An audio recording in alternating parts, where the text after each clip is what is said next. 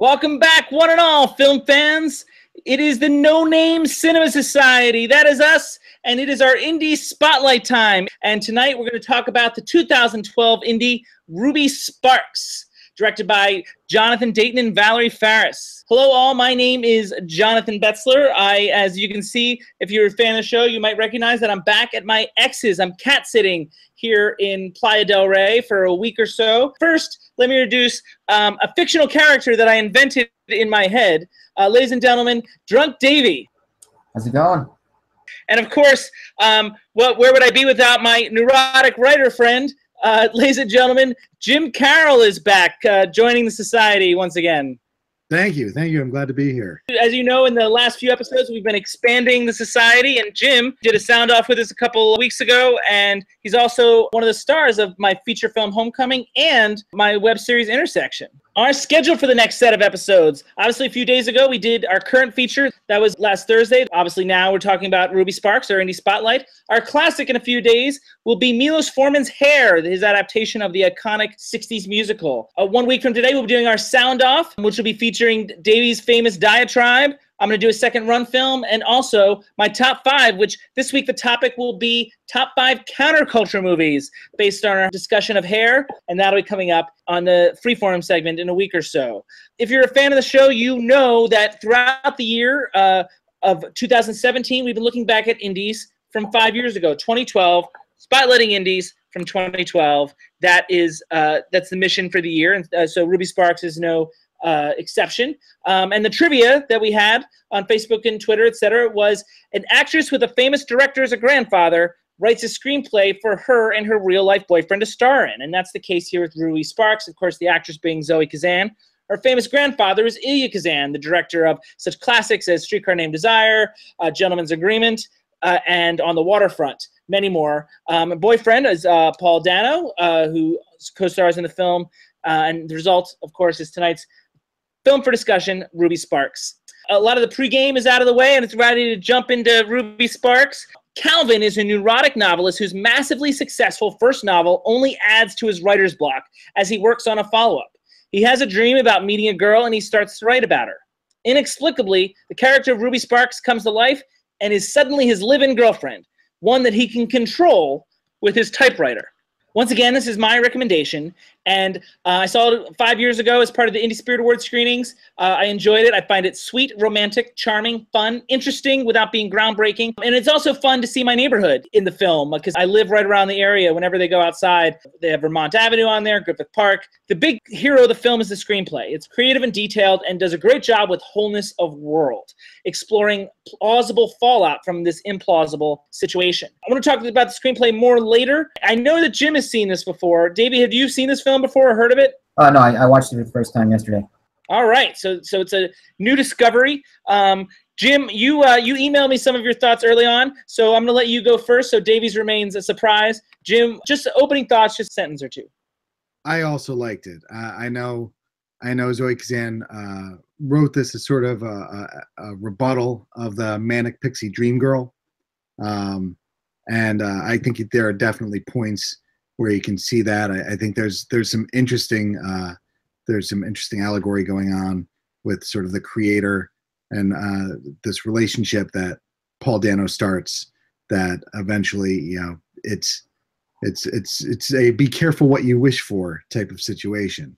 Yeah, and so opening thoughts, you know, can be a little bit briefer than that. Yeah, sorry. You're opening up the whole can of worms already. Show them how opening thoughts are done. I didn't hate it. That's how you do opening thoughts, everybody. That's So where's that in the Davie scale? Give me a Davie scale comment here. It's a real weak solid, I'd say. And it's interesting because Davie usually really likes the indies that I recommend. It'll be interesting to see what he has issues with. I want to talk about the screenplay last because I think that's going to bleed into some of the things that Jim was talking about in the themes, Davie, that we're going to open up a can of worms on themes tonight. Wow, great. Yeah. Yeah, bring it. Davey, can't wait. Before we get to that, I want to talk about the direction, because I have some mixed feelings about the direction. One of the things I like about the direction is it's not at all flashy. It doesn't call attention to itself. I think the framing is perfect for what each moment calls for. I think about the wide shot in Los Feliz when he carries her off on his shoulder. He has a nice big wide shot from across the street. I think the sequence when he first discovers her, all the angles in that are really terrific. There's a shot towards the end when you just see his eyes. There's the manuscript in the foreground, and you just see his eyes come up the stairs in the background. That's a very beautifully framed shot. A lot of nice things as far as shot selection is concerned. Nothing stood out to me as far as shot selection, not that I can remember. I'm not a director. I don't really look at particular shots. I think there are particular moments. I mean, I go back to the end of the movie again when he has control of her, and he keeps on rapid firing, making her do that. Where it's just like the self-destructive scene at the end. Yeah, I mean that I saw this movie maybe about a year or two after it came out, and when you asked me to see it, that is the first thing that I thought about.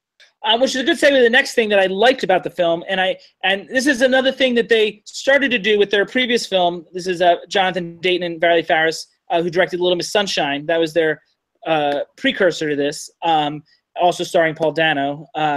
And tone in this movie, it's a very delicate tone. It's one of the hardest things to do as a director is to maintain this tone, and it's got these comic moments, but it's heavy in allegory and meaning, and it's got a lot of depth in spite of that, but it never feels heavy-handed or anything like that. So I think that's another good thing that they bring to the table as directors. It's funny because I think that might have been one of the things that kind of bothered me about it. I really thought that it needed to be a little darker because I thought his behavior was pretty awful, pretty evil. So the fact that it did kind of maintain this light tone. Evil when he decided to control her? Once you bring a person into the world somehow to continue to manipulate her like that, I thought was kind of awful. And the playful tone throughout the film kind of rubbed me the wrong way. And it's probably what kept me from really enjoying the movie. Jim, rebuttal. The moment where it shifts is the moment when he knows that she's going to leave him, when he takes away that free will from her. I guess my question for Davie is, I felt like the film was very aware that that was a turn for him. Now, it became a joke once she became super attached to him in a comical way. That worked for me. I think it is sort of representative of the power dynamic in relationships, how he had the ability to change that dynamic, and it's be careful what you wish for, because you don't really want that either. He wanted the independent girl that he created to begin with. And it's funny because it flattens her character to, when he types that in, she's miserable. It reduces all of her to that one emotion. He resisted the urge to control her for a long time until he felt he was losing her. And hey, we've all been there. Don't we all want that ability to, like when we know someone's slipping away, don't you want to reprogram their mind if you can? No. Hold on. I mean, am I alone in this? I'm not gonna ask Jim. He's been married too long. But I mean, Davie, really? Like, I'm not saying you would actually do it, but like, isn't there a part of you that wants, like, I wish I can convince them. I wish I could do this or that. Well, convince, absolutely, of course, convince, yes. But I don't think that anything that that dirty. I mean, I honestly, I mean, I don't have a look at. Here's the thing. I think if you wanna make it a black comedy and make it dark and have it be funny, that's fine too. But I just didn't think that I wasn't buying this as any kind of light romantic comedy pretty much from the get-go. Did you laugh at all? Did you find anything funny? No, I definitely think that some of the performances are comedic, and I thought she was definitely funny in isolation, but just in the context of the story as a whole, I couldn't really get into it. Really interesting, because I expected Davie to like this one.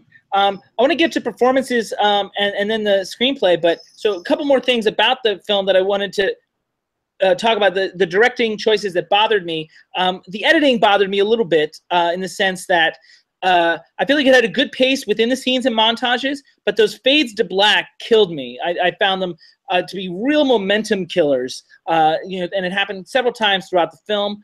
And I found the score to be grating and repetitive. Super annoying whenever they came to that score. And there was a handful of cues, and they all felt like the same. And I didn't feel like they were really creating any sort of emotion or highlighting any sort of emotion, any sort of rhythm within the film. Jim and Davey, anything on what I was saying about editing, score? Well, the score, definitely, I agree with you there. It was grating. The fade to blacks are the kind of stylized thing that I noticed and I thought you wouldn't like.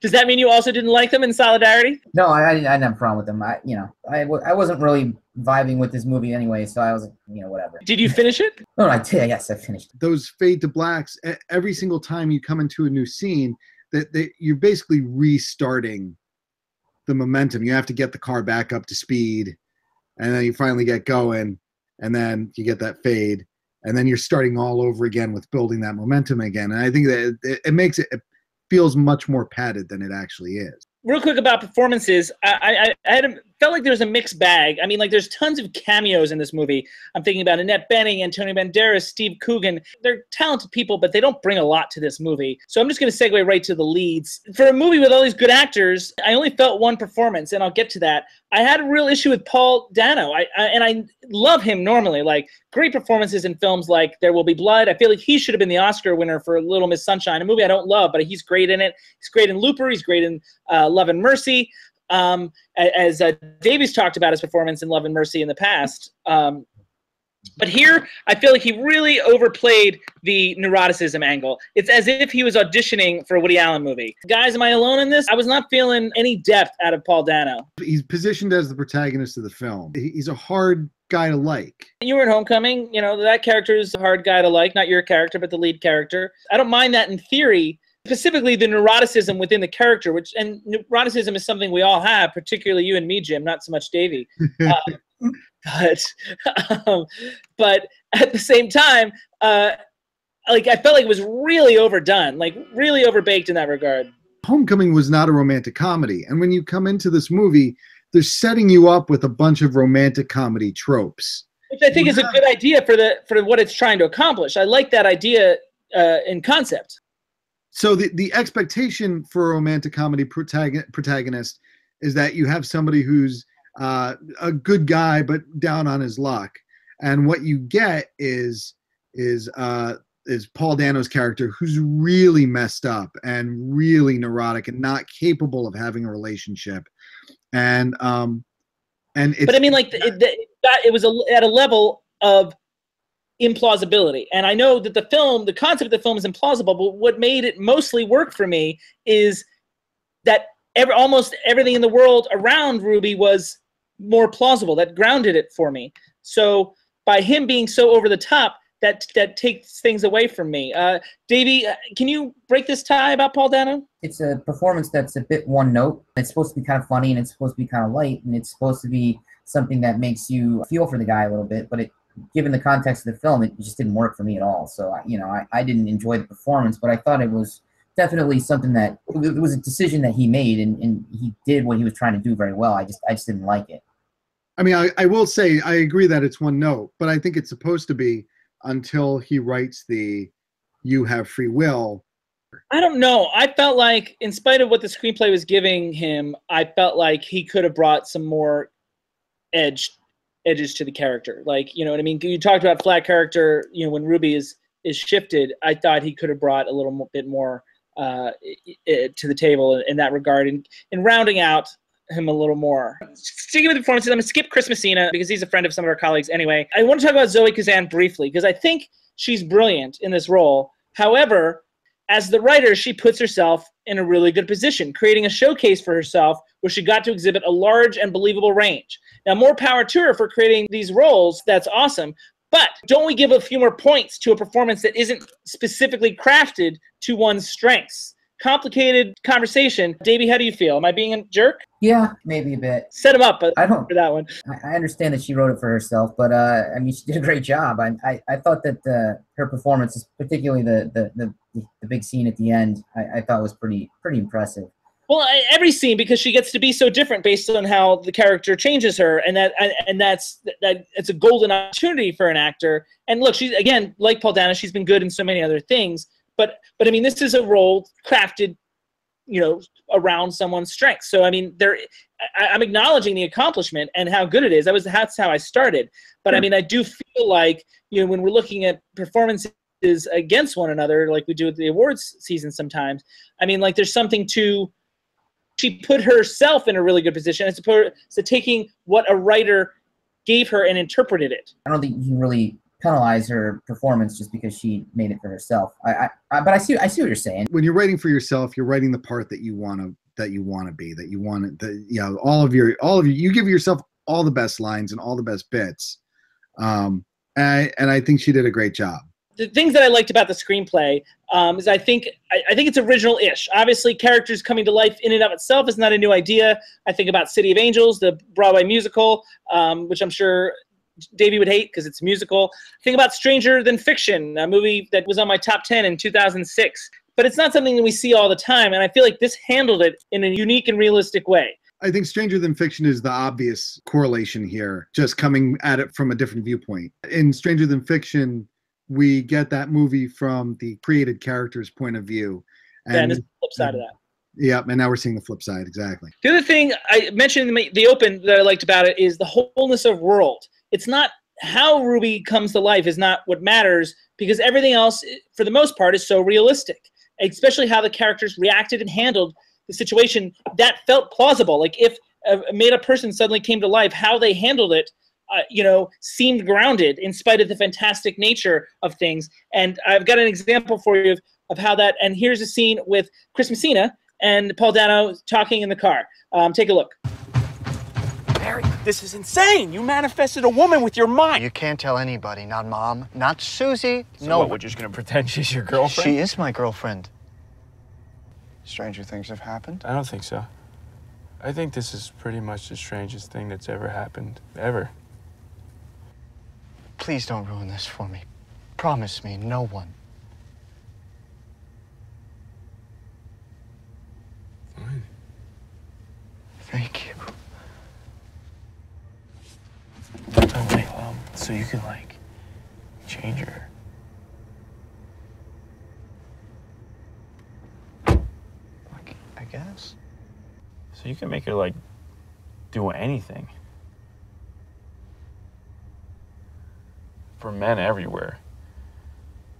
Tell me you're not going to let that go to waste. Do you see my point about this wholeness of world idea?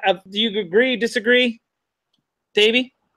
I don't remember your point anymore. What's my point is that one of the things that works about the movie for me is how the reaction to Ruby feels plausible, and like how they handle this implausible situation feels very realistic, and that helps me swallow the pill of disbelief. Certainly the reaction to it, yes, is plausible. I agree with that. I don't know if I can buy Dano's behavior throughout the film as, I mean, I guess it's plausible. Yeah, it's plausible. Sure. I'll give you plausible. Thanks. Plausible. Well, what's your caveat? It's plausible, but the way he behaves is not indicative of the tone of the film. I just think it's contrary, and it's what bothers me. Is your issue that you just don't approve of the way he behaves, or do you really feel like it's an issue in the storytelling? Well, no, I mean, I definitely don't approve of it, but that doesn't make it a bad movie. What makes it a bad movie is that I didn't think the tone matched the behavior. So you're actually calling it a bad movie now? I don't hate it. It's not good. It's all right. It's fine. Jim, Wholeness of World. There's only one part that really breaks it for me. I agree. Like that in the car scene, yes, that is probably exactly how I would. Yeah, I could see having like the oh my god, this is actually happening moment. I love that. The part that bothers me is when Dano first sees Ruby. I really like that scene, so that's interesting. Go ahead. My problem is that I think about what would happen if I woke up one day and my wife freaked out. In the movie, Ruby feels hurt and offended by herself. She withdraws in, whereas my first instinct would be like, oh my God, this person that I love or that I'm in a relationship with is having a serious problem, either a mental breakdown or I need to go help them and comfort them and figure this out.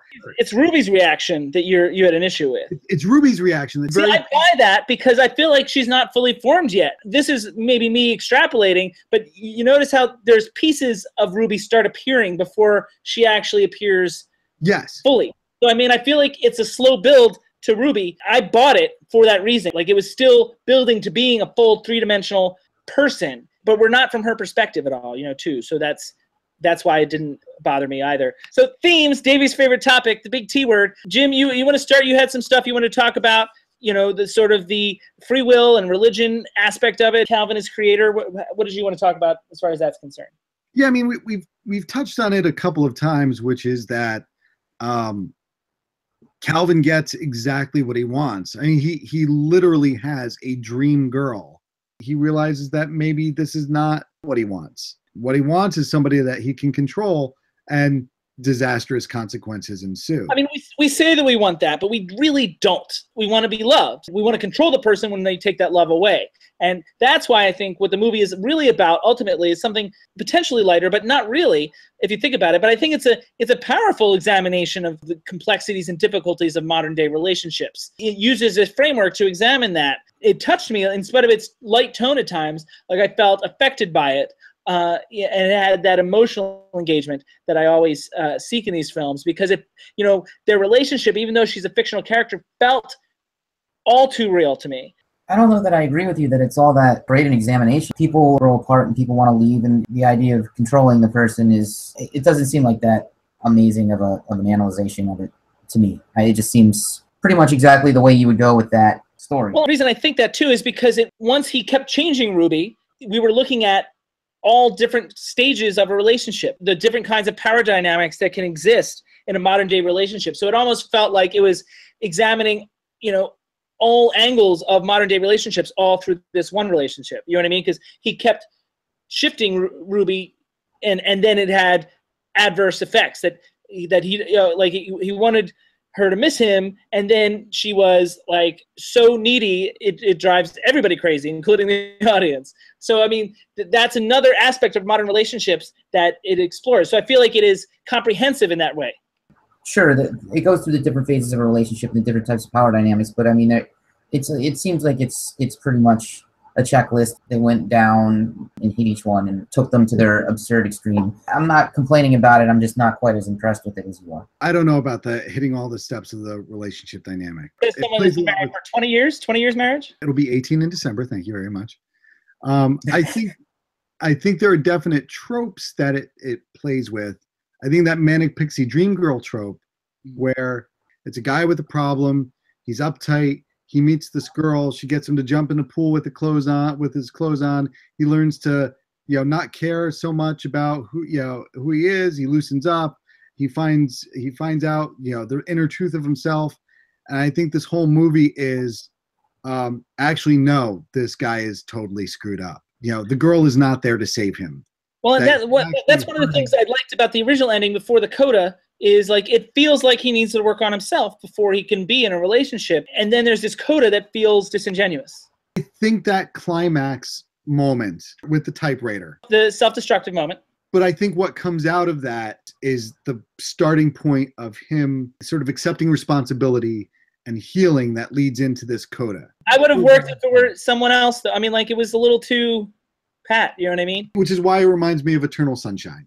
But Eternal Sunshine, I bought. Those two people had, they were real people that had a real relationship whose memories were erased.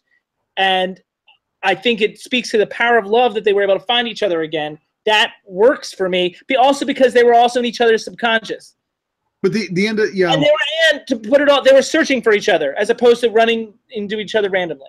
It doesn't guarantee that the next time through they'll be happy again. They could just, the end of Eternal Sunshine, they could just end up wiping their memory again, searching each other out, finding each other, falling in love, and having it, rinse, wash, repeat. And there is a moment in the coda where I think that is a potential. I hope it's not.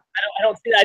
I think you're extrapolating there. I think you're wishing that to be so. I want Paul Dano to to find some growth. One more theme that I wanted to bring up that occurred to me while watching the movie is, to me, it's also something about the artistic process. Like, it sort of has some thoughts about the nature of the artistic process and the potential danger of an artist prioritizing their work and shutting out the world in the process, as in, what can you write about if you're not out experiencing the world? Like, if you become J.D. Salinger and shut yourself in, you're not experiencing anything to write anything true or real. Those are some of the things that I got out of what this movie was exploring. It's sort of a secondary theme, but I think it's there. I absolutely see there being a lot of the creative process in there. Even with Asif Manvi pushing him for a book, you know, you have Steve Coogan telling him that Salinger was right, just write a couple books and go away and hide so that you don't have to put yourself out there again.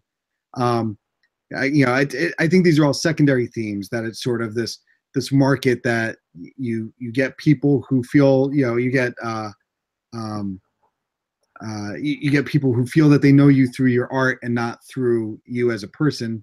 Sycophants. He's being defined by his work, and it wraps him up in that, you know, he becomes isolated just by the fact of that. Now, Davey is someone that mocks the artistic process. So, Davey, what do you think of this? When do I ever mock the artistic process? By the way, I don't recall. Mocking artists, anyway. No, I'm just joking. All right. I needed a segue, Davey. The trappings of fame, I guess. You know, the idea that you know, the success is put him into a place where he can't be happy and have good relationships. It's more than that. I think it's really about, because I mean, remember, Ruby is something he created, and he only wants to spend his time with his work, if you think about it. So I mean, so it's sort of him shutting himself out from the world and sort of even being with Ruby, real or imagined, is part of closing himself off to a lack of a real artistic process. And the reason you're able to make that jump is we have that incredibly awesome exposition conversation with the ex-girlfriend who shows up just so from Daredevil. From Daredevil. Deborah Ann Woll from Daredevil. Yeah. Hey, and True Blood. Davey, I mean, like, I feel like a week solid feels like not enough for this movie. It seems like you have a stronger distaste for this movie than you're letting on. The more I talk about it, the more I start to hate it. But it's been a long time since you've hated an indie.